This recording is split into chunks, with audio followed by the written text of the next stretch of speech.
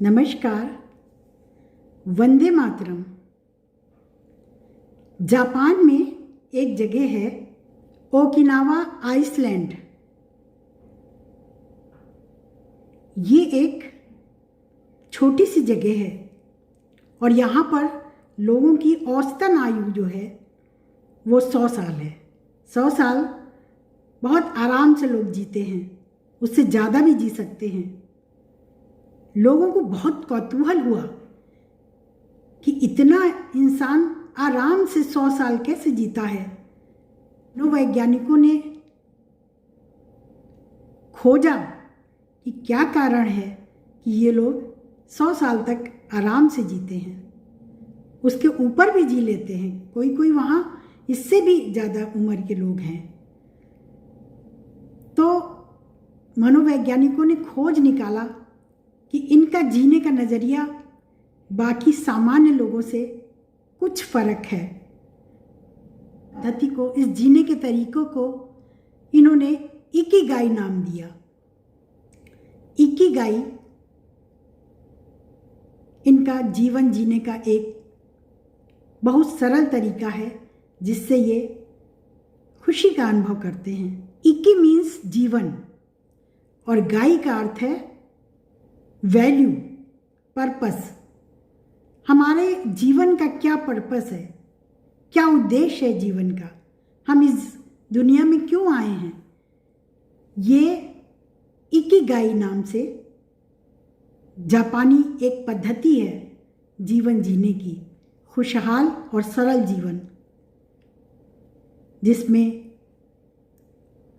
एक लंबी आयु का वरदान प्राप्त होता है। इकिगाई यानी कि फ्लो में बहना, जीवन के साथ फ्लो में बहना और हर सुबह एक नए उत्साह के साथ उठना कि मुझे तो ये काम करना ही करना है। ये जापानी लोग अपना जब कोई भी काम शुरू करते हैं तो सबसे पहले अपने इकिगाई को तलाश करते हैं, उसके बाद ये कार्य योजना बनाते हैं, उसके बाद अपना काम करते हैं। तो इस इकिगाई को हम 4 भागों में बांट सकते हैं। सबसे पहले हम क्या चीज़ पसंद करते हैं, हमारी शौक क्या है, इसको एक कागज़ पे लिख डालिए। हमें खाना बनाना पसंद है, हमें मेडिकल लाइन पसंद है, इंजीनियरिंग लाइन पसंद है, या हमारे शौक कौन कौन से हैं। ये सारा एक पेपर पे लेके लिखिए, लिख लें कि हमें क्या क्या पसंद है, हम किससे प्यार करते हैं, कौन से काम ऐसे हैं जिनसे हम प्रेम करते हैं, जो हमारी हॉबीज़ हैं, जो हमारी हॉबीज़ हैं वो हमें करना अच्छा लगता है, उसको करने में हम थकते नहीं हैं, कोई उबाऊ नहीं होते हैं कि क्यों करने बैठ गए। यानी कि हम जिस काम को करने में खुशी महसूस करते हैं, ऐसे कार्य हम एक सूची बना लें कि हमें क्या क्या करने में खुशी महसूस होती है। जैसे हम किसी प्रेशर के अंदर आकर के कोई लाइन पकड़ लेते हैं।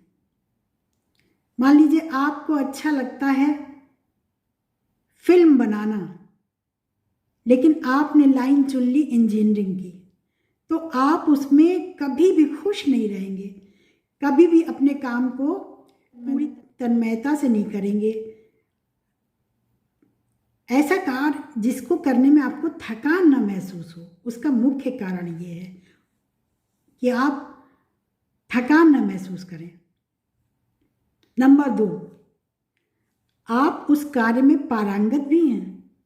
जिस कार्य को आप प्यार करते हैं उस कार्य में आप पारंगत भी हैं, आपको वो काम अच्छी तरह से आता भी है।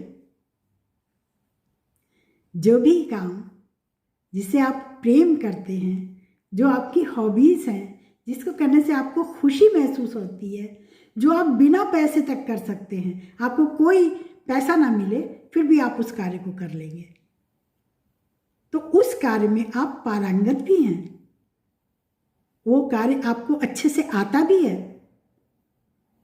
नंबर 3, क्या वो कार्य जो आपको खुशी देता है, आप उसमें पारंगत भी हैं और उसको, इस समाज को, इस दुनिया को उस कार्य की जरूरत भी है।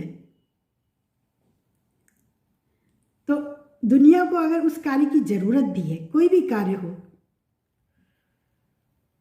आपको नृत्य बहुत अच्छा लगता है, आप उसमें पारंगत भी हैं और दुनिया को उसकी ज़रूरत भी है, और उसके लिए आपको दुनिया पैसे भी देगी, ये समाज आपको पैसे भी देगा, पेड हो जाएगा आपका काम।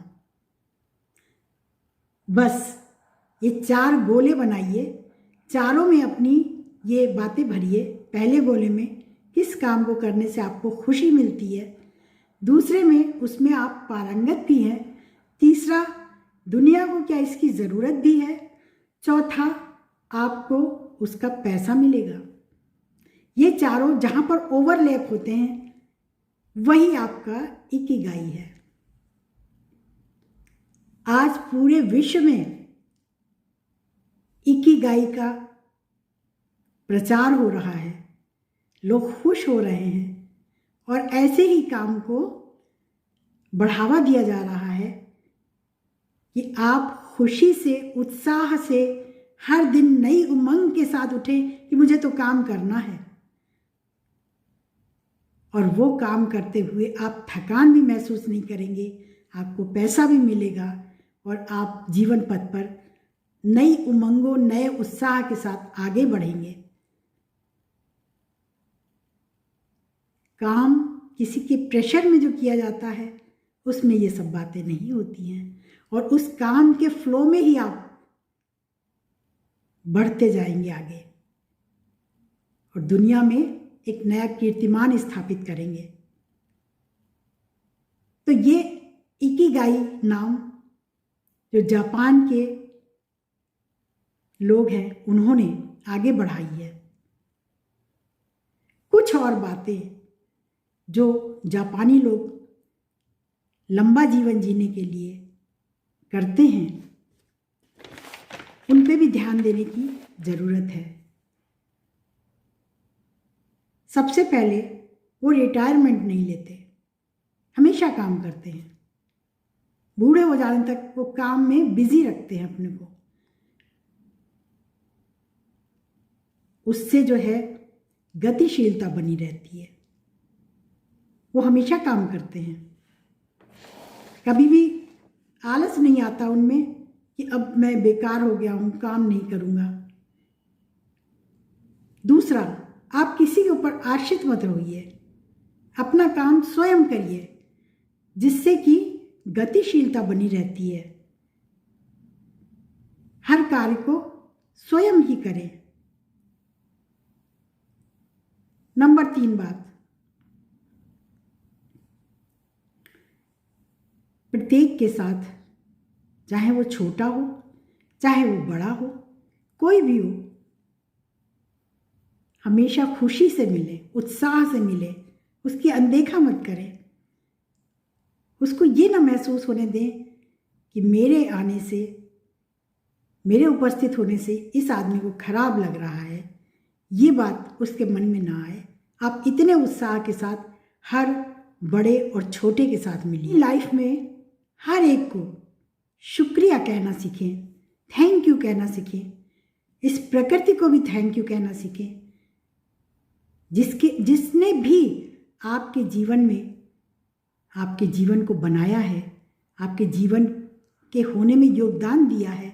आपके माता पिता, आपके बुजुर्ग, आपके आसपास का वातावरण, आपकी प्रकृति, ये प्रकृति भी हमको बहुत कुछ दे रही है हमारे जीवन में, इसको भी धन्यवाद कहना सीखें, अपने माँ बाप का शुक्रिया करना सीखें।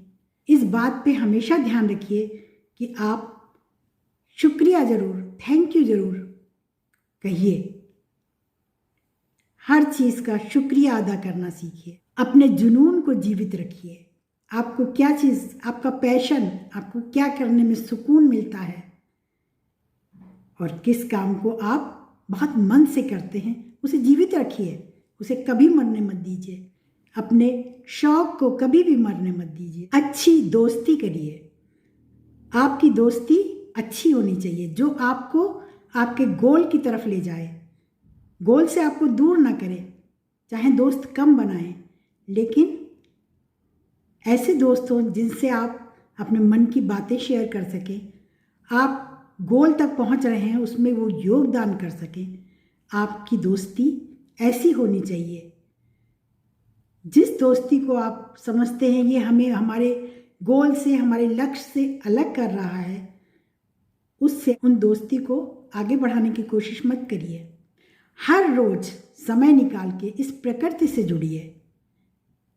प्रकृति से जुड़ना बहुत आवश्यक है क्योंकि प्रकृति हमें बहुत कुछ सिखाती है। इसलिए प्रकृति से जुड़े होना बहुत जरूरी है। अध्यात्म से जुड़िए। प्रकृति का मतलब अध्यात्म से जुड़ा होना। हर रोज समय निकाल करके एक्सरसाइज करिए। योग, मेडिटेशन, ध्यान, ये जो एक्सरसाइज है ये भी आपको लंबा जीवन जीने में, रोग मुक्त होने में बहुत योगदान करेगा। इसलिए एक्सरसाइज ज़रूर करिए। समय निकाल के डेली एक्सरसाइज करिए। आप खाना कैसा खाएं? आप हमेशा 80-20 के रेशियो में खाना खाएं। अपना पेट कुछ खाली रखिए ताकि आप में गतिशीलता बनी रहे और ओवरवेट ना हो आप। जब आप स्लिम ट्रिम रहें, देखिए सारे जापानी स्लिम ट्रिम हैं। एक लंबा जीवन जीने के लिए ये भी एक रहस्य है कि आप स्लिम ट्रिम रहिए, क्योंकि मोटापा बहुत सी बीमारियों को लाता है। इसलिए हमेशा खाने को 80-20 के रेशियो में खाएं, कुछ हल्का कम खाएं। इसके बाद जब आप ज़रूरत समझें तो अपने जीवन में थोड़ा ठहराव भी लाएं। तो जब आप ज़रूरत समझें अपने लिए समय निकालिए और अपने शौक़ पूरे करिए। कुछ जीवन में ठहराव भी लाइए। ये सारे जो प्रिंसिपल्स हैं, जो सिद्धांत हैं, ये जापानी अपनाते हैं, जिनके कारण इनका जीवन लंबा होता है। 100 साल तो सामान्य बात है, उसके आगे भी जीवन मिल जाता है। जितना सरल होगा, जितना आप प्रकृति से जुड़े रहेंगे, उतना ही आपका जीवन सुखमय और सुंदर होगा। धन्यवाद।